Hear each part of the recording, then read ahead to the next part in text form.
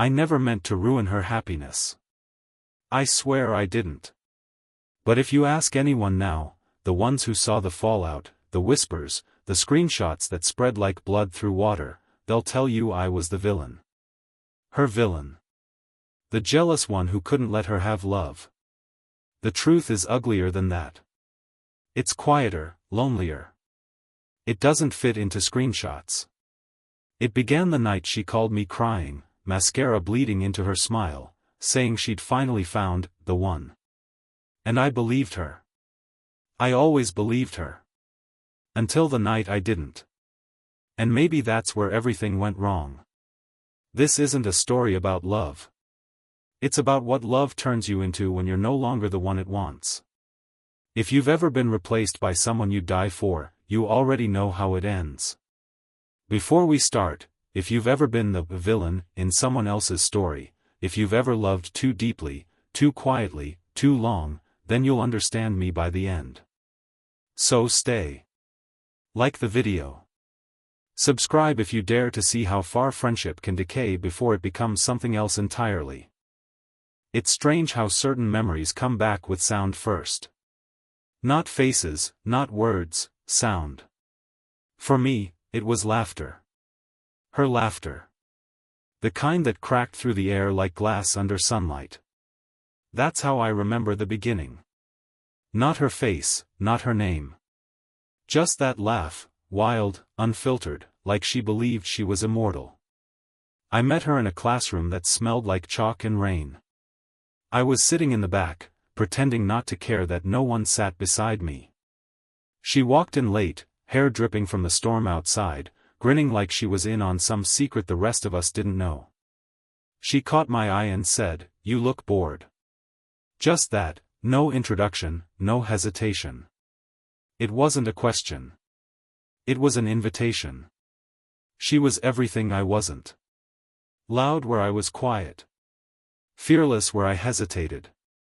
She said whatever she wanted and somehow never paid for it. I think that's why I admired her. Or maybe it was envy, wearing admiration's mask. We became inseparable fast, the kind of friendship that burns too brightly to last. There were no boundaries, only blurred edges. We shared clothes, dreams, even silence. She used to call me her mirror, because I always understood her before she spoke.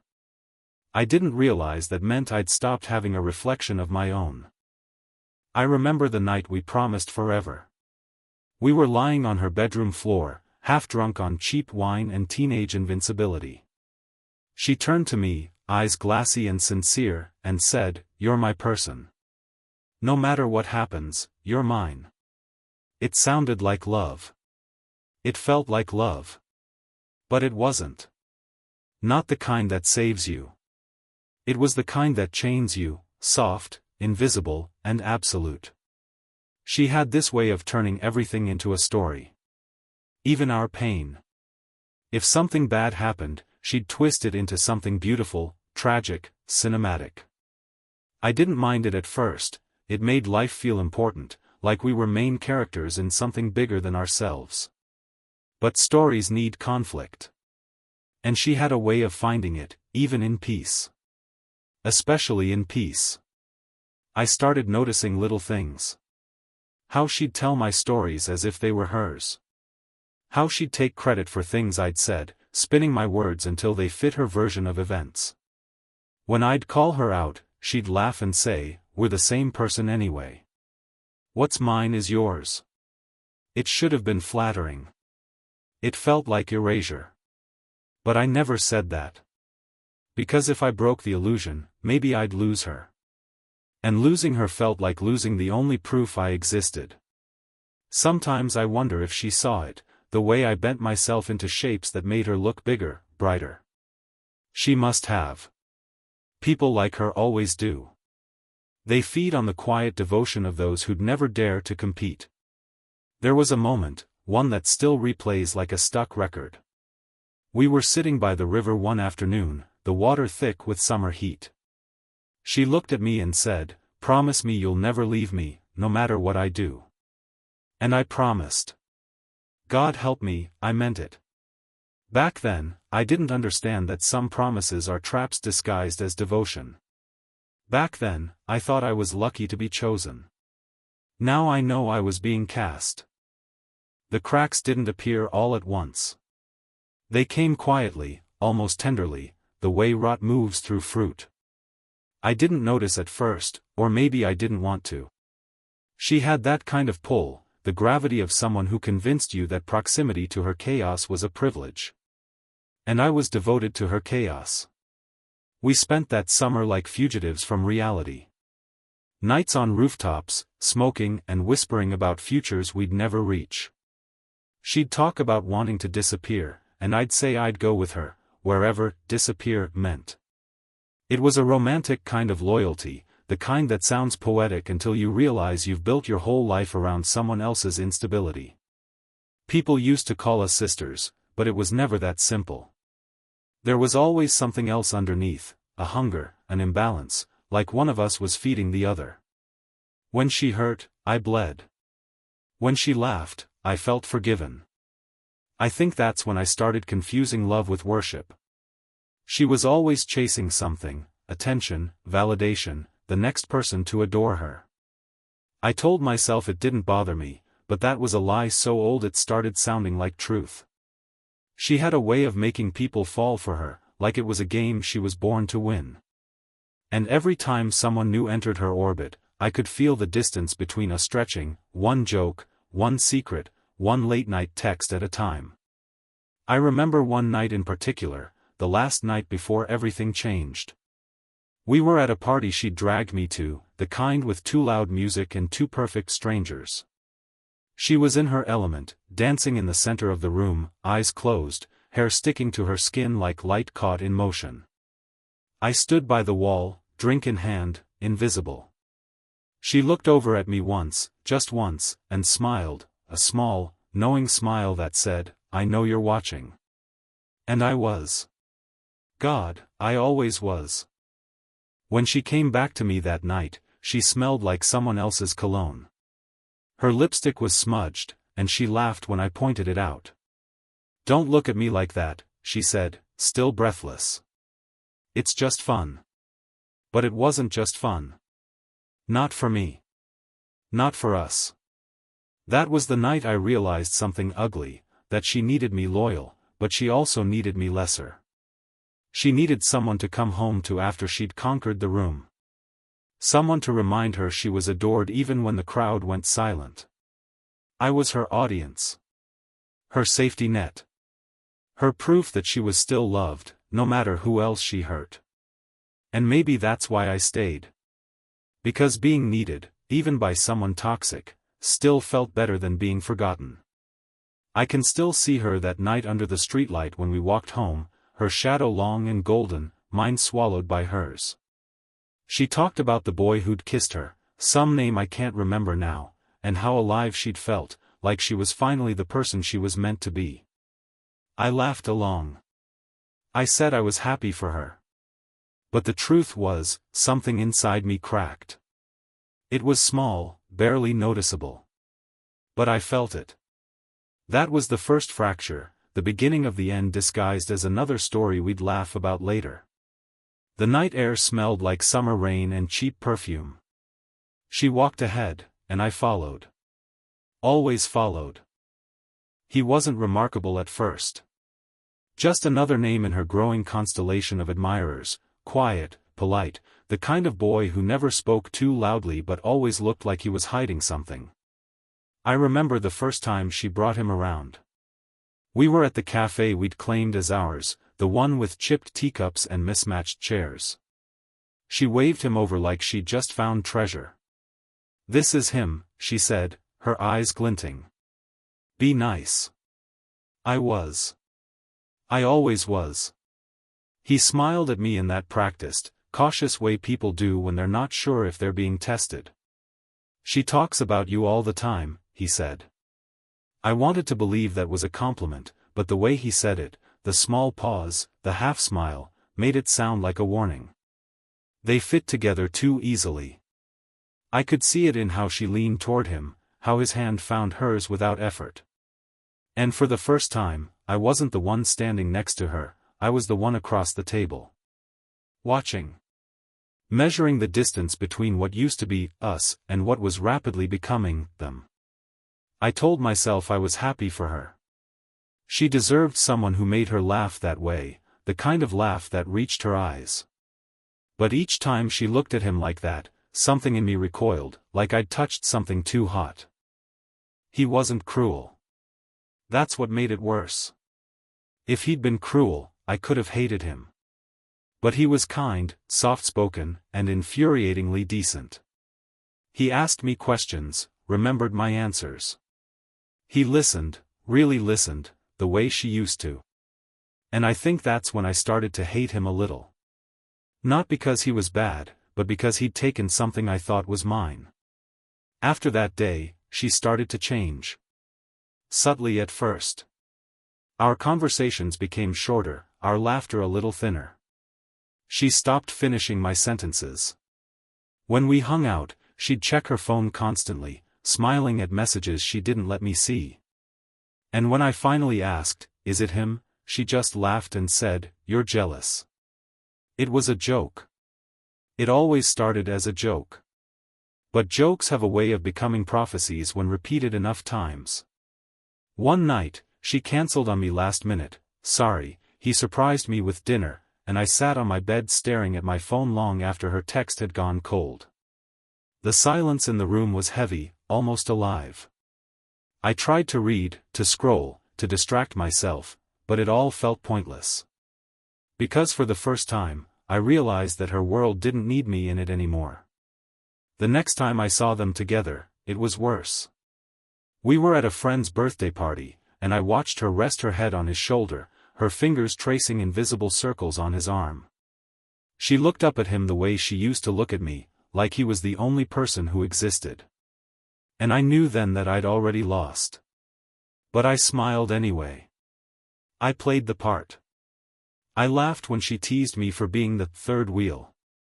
I even took pictures of them together, my hands steady, my heart not. That night, when she dropped me off at home, she said, "You'll find someone too, you know. You're too good to be alone." She meant it kindly. That's what made it cruel. Because she didn't see it, that she'd already made me alone. I think the worst part was how normal it all looked from the outside. Nothing dramatic, no screaming matches, no tear-streaked goodbyes. Just distance, creeping in like fog, one missed call, one unanswered message at a time. That's how friendships really end. Not with explosions, but with a quiet surrender. There was one evening that still sits heavy in my memory. She'd invited me over, a rare occurrence lately, and I went, pretending I wasn't surprised. Her apartment smelled like vanilla candles and the faint trace of his cologne. "He'd just left," she said. She was still smiling about something he'd said, her face glowing in a way that made me feel both proud and erased. We ordered takeout, like old times. But it wasn't like old times. She talked about him the entire night, how gentle he was, how he made her feel seen. That word hit me like a bruise. Seen. I'd spent years seeing her, every mood, every secret, every wound she tried to laugh away, and now it was like none of it counted. I tried to tell her about something happening in my life, a small victory, something I thought she'd care about. But she was distracted, scrolling through her phone, giggling at texts that made her cheeks flush. When she finally looked up, it was with that apologetic smile people wear when they're somewhere else entirely. "Sorry," she said. "What were you saying?" I never finished the sentence. I just smiled and said, "It's nothing." But it wasn't nothing. It was everything. It was the moment I realized she'd stopped choosing me. In the weeks that followed, I became a background character in her life, still invited to gatherings, still tagged in photos, but never really there. I'd hear about her plans through mutual friends, see her face in pictures I hadn't been there to take. And every time, I'd tell myself it was fine. That this was just how growing up worked. That people drift apart. But that's not what it was. It wasn't distance, it was replacement. The first time I saw him wearing her necklace, the one I'd given her for her birthday 2 years earlier, I felt something inside me twist. I knew she hadn't meant it as a betrayal, but it was. A small, intimate one. She'd once told me that necklace reminded her of me. Now it reminded her of him. And yet, when she called, I always answered. When she needed someone to rant to after they fought, I was there. She'd cry into the phone, her voice cracking between sobs, and I'd say the words she wanted to hear, that he'd come around, that he loved her, that she deserved this kind of love. What I didn't say was that every time I comforted her, I felt a little less like her friend and a little more like her shadow. One night, after one of their breakups, the first of many, she came to my door drunk and barefoot, mascara streaked down her face. I let her in without a word. She collapsed onto the couch, her body shaking, whispering, "Why does he do this to me?" I wanted to tell her the truth, that he did it because she let him, because she loved the drama more than the peace. But I didn't. I just held her until she stopped crying. When she finally fell asleep, I sat beside her, staring at her hand tangled in the blanket. There was a ring on her finger, one he'd given her. A cheap one, too big, already tarnished. She loved it anyway. In that moment, I realized something terrifying. I wasn't afraid of losing her. I was afraid of what would be left of me once she was gone. That night, while she slept, I whispered something into the dark that I've never told anyone. "I miss who you were when you needed me." The room didn't answer. But I swear the silence agreed. The word landed like a slap I wasn't supposed to feel. Jealous. She said it with that teasing lilt, the one she used when she wanted to make something ugly sound harmless. We were sitting on her balcony, our legs tangled in a blanket, a half-empty bottle of wine between us. She'd been talking about him again, his new job, his friends, the vacation they were planning. I must have said something, I don't even remember what, maybe I sighed, maybe I went quiet too long. Whatever it was, she caught it.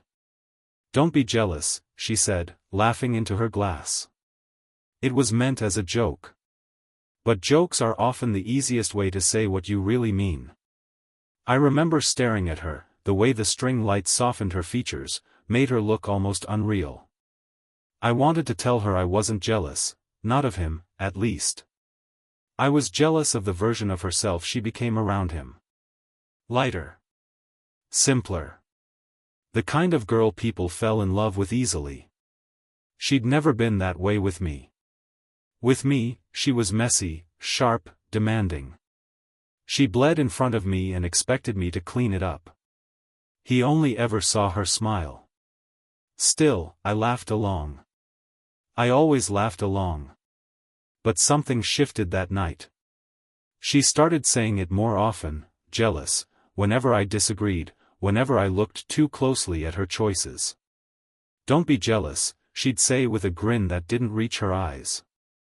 "You'll find someone." The word started to stick to me. She made sure of it. When we were around others, she'd say it playfully, loud enough for them to hear. "Oh, don't mind her, she's just jealous," she'd say, wrapping her arm around him like she was staking a claim. Everyone laughed. I did too. Because not laughing would have made it real. After a while, I started to notice the looks. The subtle glances when I entered a room, the way conversations would shift. I could feel the story rewriting itself in real time, me as the friend who couldn't let go, the one still hanging around when I should have moved on. And maybe, on some level, they were right. Because I couldn't move on. Not from her. She'd been the sun for so long that I didn't know how to exist without her gravity. One night, I tried to confront her. I told her I didn't like how she talked about me in front of others.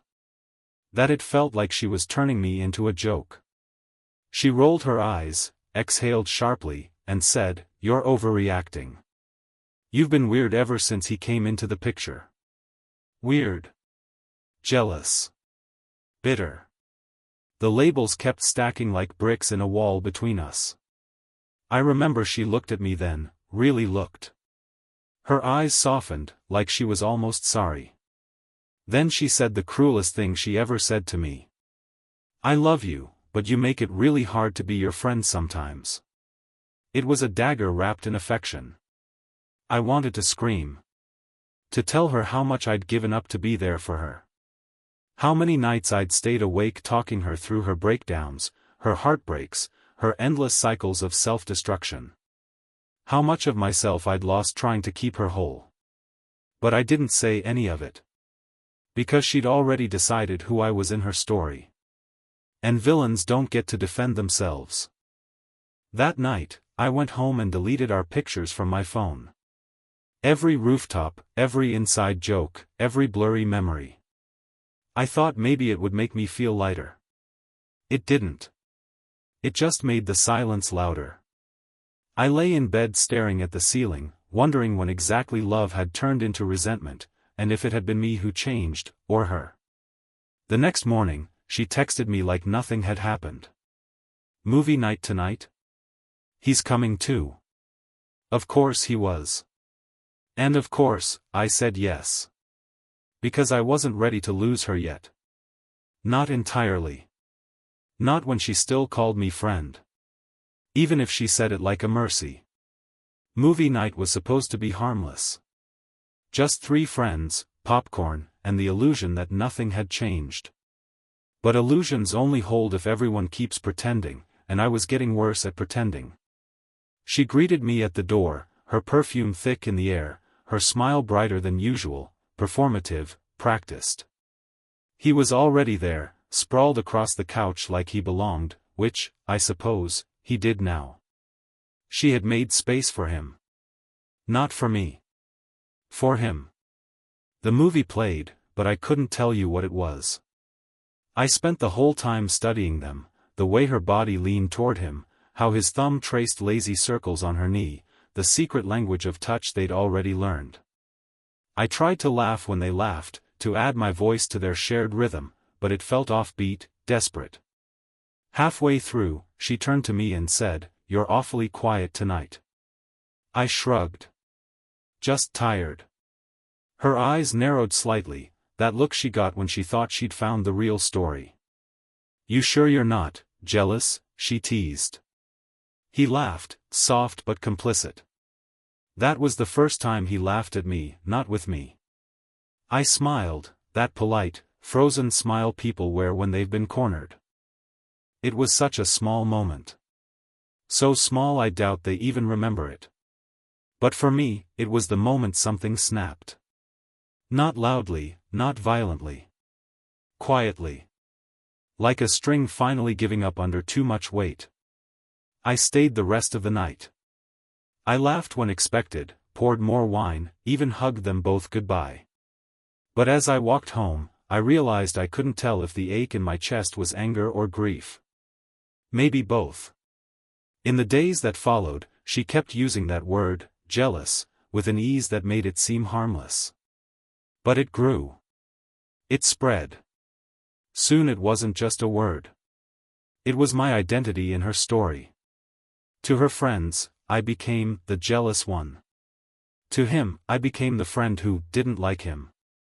To everyone else, I became background noise, the bitter echo of a friendship that used to mean something.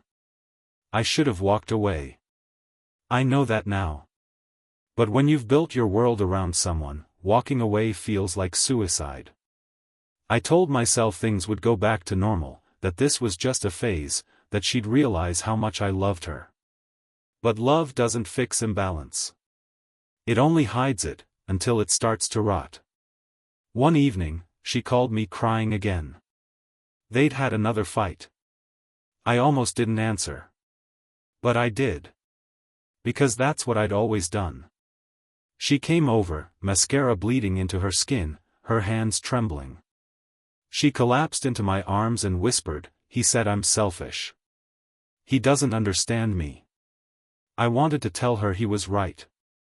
I wanted to tell her that I understood her too well, that understanding her had destroyed me. But instead, I held her tighter and said, "You're not selfish." And that's when she said it again. "You're too good to me. I don't deserve you. No wonder you get jealous." It wasn't cruel, not the way it sounded. It was almost tender. But there was pity in her voice, the kind that turns love into something humiliating. That night, after she fell asleep on my couch again, I watched her breathe. And for the first time, I felt nothing. No affection. No warmth. Just exhaustion, the kind that comes from carrying a person who never once turned around to see if you were still behind them. I realized then that jealousy wasn't what she thought it was. I wasn't jealous of her love life. I was jealous of her ability to move through the world unscarred. To hurt people and still be adored. To rewrite the story before anyone else could speak. And I knew, deep down, that one day, she'd rewrite mine too. That she'd tell this story, and I'd be the villain. I just didn't know when it would happen. Or how quietly it would begin. It started with a phone call. The kind that comes late, when the world is half asleep and truth feels easier to say in whispers. Her voice was shaking. Not broken, not yet, just trembling under the weight of something she didn't want to admit. "He cheated," she said. The words hung there, trembling between us like a fragile bridge I wasn't sure I should cross.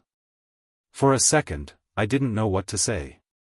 Then the pieces fell into place, the strange distance, the late replies, the way she'd been quieter lately, almost fragile. I wanted to ask how she found out. Instead, I asked the question that mattered more: "Do you want to know everything?" Silence. Then a small, almost childlike voice: "Everything?" Here's the truth she never knew, I already knew. I'd known for weeks. I'd seen him, at a bar downtown, his hand resting too easily on someone else's back. I'd told myself it wasn't my place to say anything.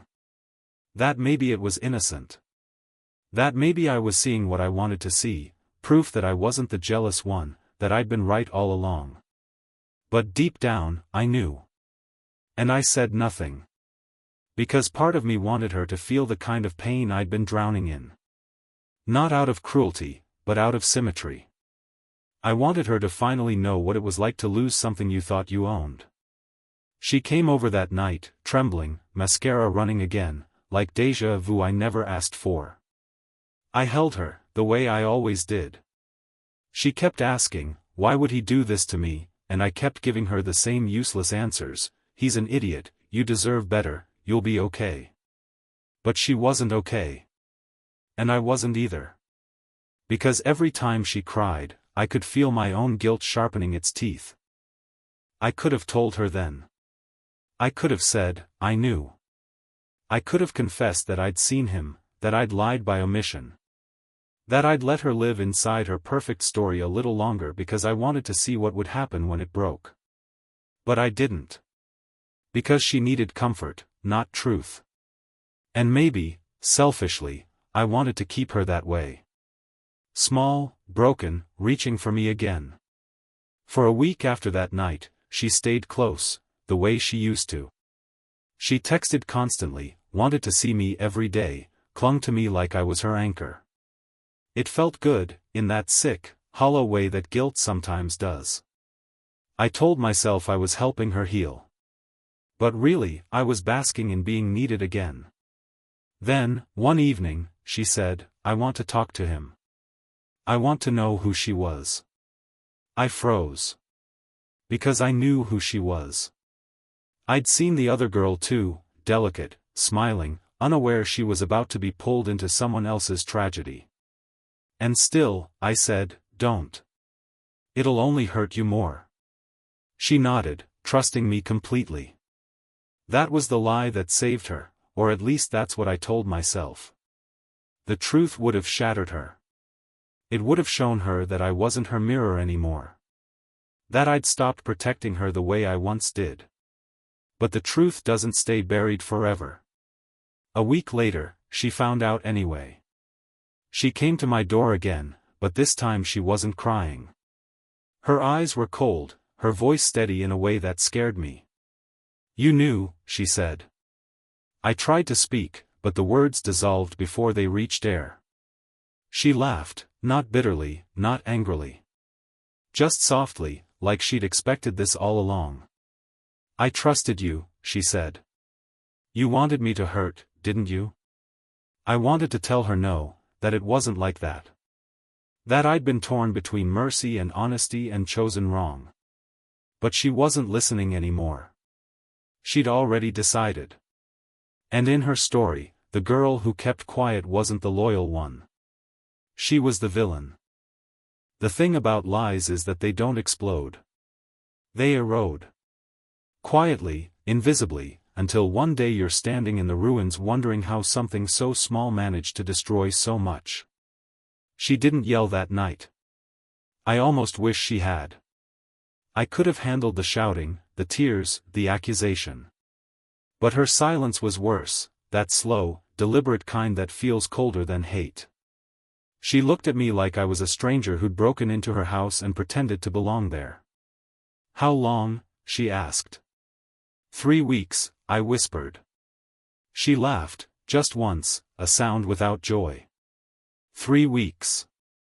God, you must have loved watching me beg for the truth. I wanted to explain, to tell her it wasn't about cruelty, that I'd just hesitated. That I thought I was sparing her. But that explanation sounded pathetic even in my own head. I think she saw that too. "I could have handled it," she said quietly. "You didn't trust me enough to let me." It wasn't true, I trusted her with everything. But she didn't mean trust the way I did. She meant control. I'd broken the illusion of who she thought I was, the ever-faithful friend who existed only to steady her world. Now I'd become proof that she wasn't untouchable. She left that night without another word. The door shut softly, almost politely, and the quiet that followed was unbearable. For days, I replayed the moment in my head, her face, her tone, the way she refused to cry. I'd never seen her that calm before, and somehow that calm was worse than any fury. I told myself she'd come back, the way she always did. We'd fought before, petty things, temporary storms. This felt different, but denial is a stubborn kind of hope. So I waited. But instead of her, what came back were the whispers. Subtle at first, then louder. Her friends stopped replying to my messages. People avoided my eyes when I walked into a room. One girl, someone I barely knew, said softly, "You shouldn't have done that to her." Done what, exactly? Tell the truth too late? Care too much? Hesitate when I should have acted? It didn't matter. She'd rewritten it already. And she was good at rewriting. In her version, I'd been jealous. I'd seen him cheat and stayed silent because I wanted her to suffer. Because I couldn't stand her happiness. Because envy had rotted me from the inside out. And here's the terrible part, it wasn't entirely false. I did want her to feel what I'd felt. I did want her to know loss the way I had. But I'd also wanted to protect her. To preserve whatever fragile thing still bound us together. The truth sat somewhere in between, in that murky, uncomfortable middle ground where love and cruelty start to look alike. One night, weeks later, she called. I almost didn't pick up. Her voice was cold, detached. "He's gone," she said. I ended it. I didn't know what to say. Before I could speak, she added, "Don't worry. I won't tell anyone what you did." Then she hung up. That was the last time we spoke as friends. After that, she started posting things online, cryptic quotes about betrayal, captions about toxic people and fake friends. Everyone knew who she meant. And I didn't defend myself. Because the thing about being called a villain is that once it sticks, trying to clear your name only makes the story stronger. I became the silence she filled with her pain. The scapegoat she needed to stay the victim. But I understood, in a way. She needed her narrative. She needed to be the girl who was wronged, not the one who'd chosen wrong. And if that meant I had to play the part of the jealous friend who let her heart break, then maybe that's who I'd be. The lie that saved her destroyed me. But at least one of us got the ending we wanted. The transformation didn't happen overnight. It was slow, a quiet corruption, like ink bleeding through paper. One day, I was her best friend. The next, I was the story she told to justify her pain. I started noticing it in small ways. People stopped meeting my eyes. Mutual friends would hesitate before speaking, sentences carefully edited midair. I'd walk into a room and feel the air shift, conversations dying mid-laugh, whispers reshaping themselves into silence. At first, I thought I was imagining it. That paranoia was just grief in disguise. But then I saw the post. She'd uploaded a picture, her face still glowing, though her eyes were hollow. The caption read, "Sometimes the people who claim to love you the most are the ones who want to see you broken." It didn't say my name. It didn't have to. The comments poured in like rain, sympathy, outrage, validation. I read every one, even when I told myself not to. Each sentence chipped away at something I thought was still mine, my dignity, my truth, my side of the story. The world loves a victim. They'll build altars for them, light candles, write prayers. But every victim needs a villain. And she'd chosen me. I didn't fight back. I wish I could say it was restraint, but it wasn't. It was exhaustion. You can't defend yourself to people who want a villain. They don't want truth, they want entertainment. But silence, I learned, is its own confession. My quiet became proof. Proof that I was guilty, that I didn't care, that I'd always been envious of her. Every rumor that sprouted had my name tangled in its roots. They said I'd lied to her face for months. That I'd flirted with him behind her back. That I'd tried to steal her life. The stories grew teeth, then wings. And when I finally tried to speak, no one listened, because by then, the story was too good to ruin with nuance. I saw her once, weeks after it all imploded. It was in the same cafe where we first met him, a cruel symmetry. She was sitting at our old table, laughing with friends, her hair cut shorter, her voice brighter. I stood at the counter, pretending not to notice her. But she saw me. Of course she did. Our eyes met for a second. She didn't look angry. Just indifferent. She smiled, small, rehearsed, like someone acknowledging an extra in their movie. Then she turned back to her friends. That moment hurt more than all the betrayal combined. Because indifference is worse than hate. Hate means you still matter. Indifference means you're already forgotten. That night, I went home and reread our old messages. Thousands of them. The I love yous, the midnight confessions, the promises of forever. I deleted them all. One by one. Watching each thread vanish felt like pulling teeth from memory. But even after I erased her, she stayed. In the songs we used to sing in the car. In the smell of rain-soaked perfume. In every story I tried to tell that didn't sound right without her in it. That's the thing about being cast as the villain, you can't just walk away. You have to live with it. You have to learn to breathe through the version of you that everyone else believes in. And sometimes, after enough time, you start believing it too. I told myself I deserved it. That maybe I had been jealous. That maybe I had wanted to see her hurt, just once. The guilt curdled into something heavy, something permanent. But guilt isn't the same as evil. It's just the scar tissue left behind when love dies in your hands. Still, the world didn't care about the difference. To them, I was the villain. To her, I was the ghost of a friend she'd already buried.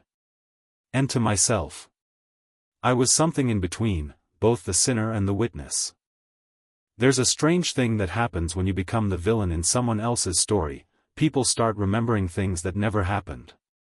It's as if the world collectively decides to edit your life, and all you can do is stand there, watching the red ink crawl across your memories. Suddenly, every kindness you offered becomes manipulation. Every hesitation becomes deceit. Every silence becomes proof of guilt. I used to walk with my head down after that. I told myself it was humility, but it was really shame. I didn't even know what I was ashamed of anymore, the lie, the silence, or the fact that I'd loved someone who could rewrite me so easily. She was good at it. Brilliant, even. She knew exactly how to cry without breaking, how to sound wounded without sounding weak. Her version of events wasn't cruel, that's what made it believable. It was tender, poetic even. The story of a young woman betrayed not once, but twice, first by love, then by friendship. And the audience adored her. She became a kind of myth among our circle. The girl who had been wronged. The one who survived toxic love and came out stronger. She found power in her pain.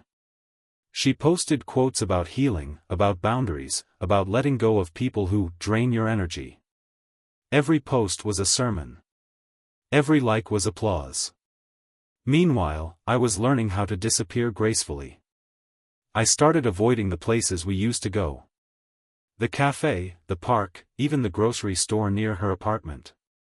It wasn't fear of seeing her, it was fear of what I'd feel if I did. Some mix of longing and rage that had nowhere to go. I told myself that if I could just stay quiet long enough, maybe the story would fade.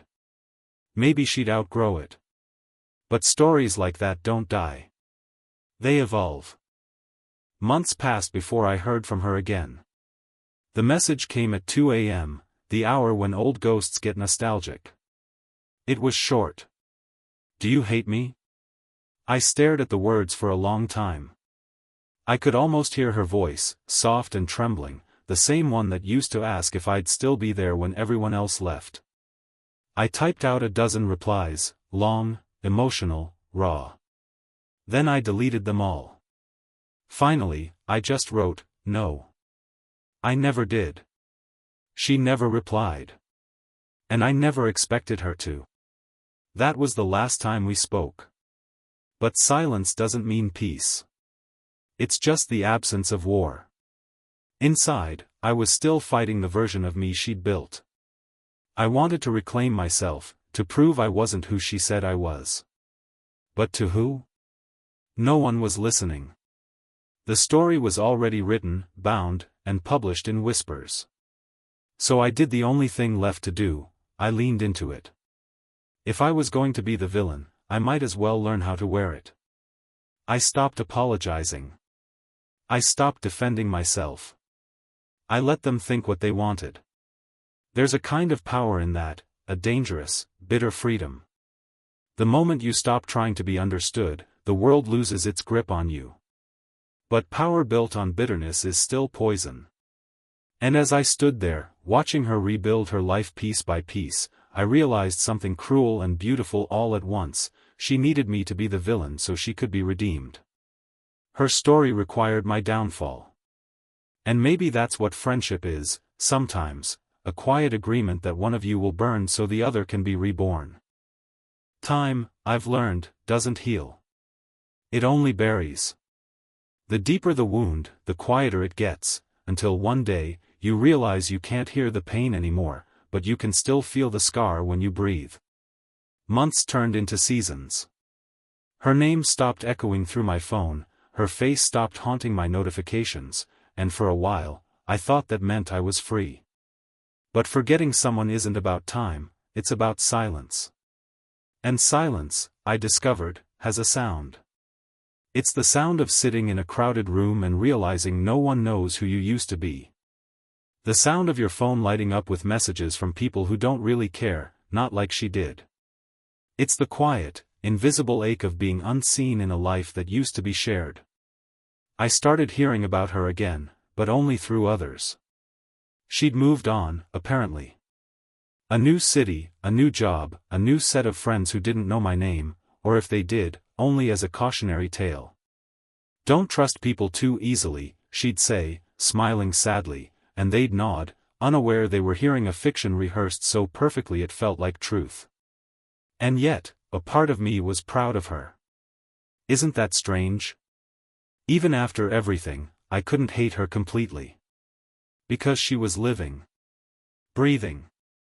Becoming someone new. I had wanted that for her, once. I just never thought I'd have to vanish for it to happen. But guilt has a strange way of keeping you company. It doesn't leave, it evolves. Mine had softened by then, dulled around the edges, but it still followed me like a shadow that didn't need light to exist. Sometimes, late at night, I'd find myself scrolling back to her page. Watching her smile at the lens, surrounded by people who didn't know what we'd been. She looked happy, or at least good at pretending. I'd read her captions, about healing, about trusting again, and I'd wonder if she believed them. And then I'd wonder if I did. Because maybe she wasn't lying. Maybe she had been the victim all along. Maybe my silence really did break her more than his betrayal ever could. Maybe I wasn't misunderstood, maybe I was just the proof that even love, when mishandled, can turn cruel. The mind does that, rewrites memory until guilt feels like justice. I stopped trying to know who was right. The truth, by then, was too fragmented to be useful. But I kept something small and stupid, a photo. Just one. The two of us at a festival, faces smudged with glitter, arms around each other, laughing like we'd never hurt anyone. I kept it hidden inside a book I hadn't opened in years. Sometimes I'd find it accidentally, like the universe wanted to remind me that once, before the lies and silence, before love turned into accusation, we'd been real. And that's the part no one talks about. How villains grieve too. How they replay the story over and over, wondering where exactly the light dimmed. Was it the moment I didn't tell her the truth? Or was it the moment she decided to turn me into a story she could survive? I'll never know. All I know is that love, real love, doesn't end. It transforms. Sometimes into memory. Sometimes into resentment. Sometimes into art. And sometimes, into nothing at all. But nothing has a weight to it too. It lingers. It listens. And in the quiet, it whispers the same question that still keeps me awake some nights. If she hadn't made me the villain, who would I have been? There's a point when you stop trying to make sense of it and simply start living around it, the way people learn to live with old injuries. You adjust the way you walk. You stop touching the tender places. You build a life around the absence. I did what most people do when they're trying to outrun ghosts, I kept moving. New job, new friends, a city where the air didn't smell like shared memories. I told myself distance was medicine, that if I could just keep the horizon wide enough between us, the ache would fade into background noise. It worked, for a while. There were mornings when I woke up and didn't think of her name first. Days when laughter came easily, not as camouflage but as something almost genuine. I met people who knew me only as who I was now, not the character from her story. And that anonymity was intoxicating. But healing is deceptive. It makes you believe you're whole until the wrong song plays, or someone tilts their head and laughs in that same familiar rhythm, and suddenly the room feels like a memory you shouldn't be inside of. It happened one evening at a bookstore. I was reaching for a novel when I heard her voice, or what I thought was her voice. My pulse stuttered. The air thickened. But it wasn't her, just someone with the same tone, the same way of saying sorry softly, like it could erase anything. I laughed at myself right there in the aisle, quietly, bitterly. Because even after everything, after the exile, after the silence, part of me was still tuned to her frequency. Still listening. That night, I went home and found myself writing. Not to her, not about her, but through her. Words poured out, messy, unscripted, angry. I wrote until my hands ached, until my mind emptied. And for the first time, the story was mine. Not a defense, not a plea for understanding, just the truth as it lived in me. That's when I realized something cruelly beautiful. She'd taken my reputation, yes. But she'd also given me a voice. Pain has a strange generosity.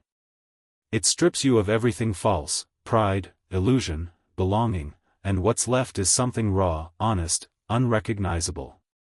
And once you've touched that, you can't go back. Months later, someone sent me a message. An old friend, one of hers, once, saying they'd heard her talk about me again.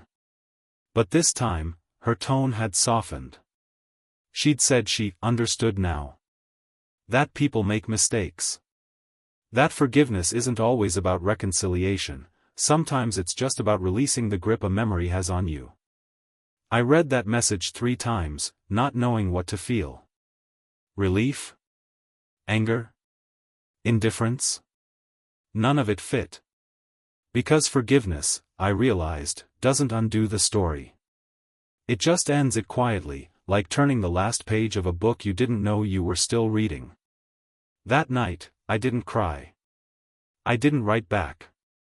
I didn't even reach for the old photo. I just sat there in the dark, breathing in the quiet. And for the first time in years, it didn't feel like silence. It felt like peace. There's a particular stillness that comes after you've survived a storm, not the kind that feels triumphant, but the kind that feels like standing among the ruins of something that once had a name. You can still smell the smoke, still see the outline of what used to be home, but the noise has gone. The chaos has emptied itself. That's where I am now. In the quiet after. Years have passed, and yet there are days when I still wake with her name lodged somewhere between dream and memory. It doesn't hurt anymore, not the way it used to, it's just there. A relic, maybe. A scar carved into the geography of who I became. Sometimes I wonder if she ever thinks of me. Not in guilt, not in grief, just as a flicker of recognition when something reminds her of the person she once loved like a sister. Maybe a street corner. A song. The taste of a drink we used to share. The small ghosts that haunt ordinary moments. I like to think she does. Because despite everything, she was my mirror once, the person who reflected the version of me I didn't know I was becoming. And mirrors, no matter how shattered, remember the faces they've seen. I saw her again once, years later. By accident. It was one of those unremarkable days that suddenly become cinematic in hindsight. I was walking down a crowded street, coffee in hand, when I caught sight of her. She looked different, older, calmer. Her hair was darker, her smile smaller. She wasn't surrounded by noise or people this time. Just standing there, waiting for someone. For a moment, she didn't see me.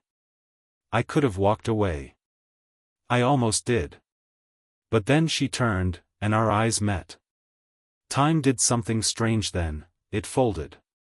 The years between us disappeared, and for one dizzying second, I was 20 again, hearing her laugh through the static of our youth. I don't know if she saw the same thing in me, but her expression softened. No anger. No accusation. Just recognition. We didn't speak. The street was loud, and our silence was louder. We both knew that whatever needed to be said had already been said, just not in words. She smiled first. Small. Genuine. And in that smile was something like forgiveness, or maybe acceptance. I nodded, a quiet surrender, and then we both turned and kept walking in opposite directions. That was it. No dramatic reconciliation. No closure speech. Just 2 people carrying different versions of the same story, finally learning how to let it rest. And maybe that's all healing ever is, learning how to carry your ghosts without needing them to explain themselves. Later that night, I found myself back at my desk, staring at a blank page. I didn't write about her this time. I wrote about myself. About how sometimes being the villain in someone else's love story doesn't make you evil, it just means you were human at the wrong time. I wrote until dawn. The words weren't beautiful, but they were true. And for once, truth felt enough. When I finished, I sat there, watching the light crawl across the window. There was no epiphany, no cinematic ending. Just quiet. But quiet, I've learned, can be holy too. Because in the end, she made me the villain. And maybe she was right to. But I made myself the author. And that, somehow, feels like redemption. There's a kind of peace that doesn't feel like victory, it feels like surrender, but not the kind that breaks you. The kind that finally lets you stop fighting ghosts. After that day on the street, I didn't think of her for a long time. Not out of bitterness, but out of completion. The chapter had closed on its own, softly, like a door left ajar that finally swings shut when the wind moves through an empty house. In the years that followed, I learned that stories like ours never really end. They echo. You hear them in other people's heartbreaks, in strangers' confessions over cheap wine, in every friendship that burns too bright to last. You recognize the same pattern: love, trust, fracture, silence. You watch it unfold and realize that maybe it was never personal. Maybe it's just what happens when two people try to hold each other too tightly against the changing current of who they're becoming. Sometimes, people love each other so deeply that one of them has to become the villain for the other to survive it. It's taken me years to understand that. To accept that being the villain in her story didn't make me unlovable, it made me necessary. My role wasn't to destroy her, but to free her from the illusion of who she thought she was. And in a way, she did the same for me. She taught me what love looks like when it curdles into pride. What silence feels like when it's mistaken for mercy. What forgiveness tastes like when it's late, still sweet, but laced with ash. There's no moral here. No lesson wrapped neatly in poetry. Just the truth, stripped down and unapologetic. We were two people who hurt each other trying not to. And maybe that's all human love ever is, a series of misunderstandings we keep trying to name as fate. I've stopped trying to tell the story perfectly.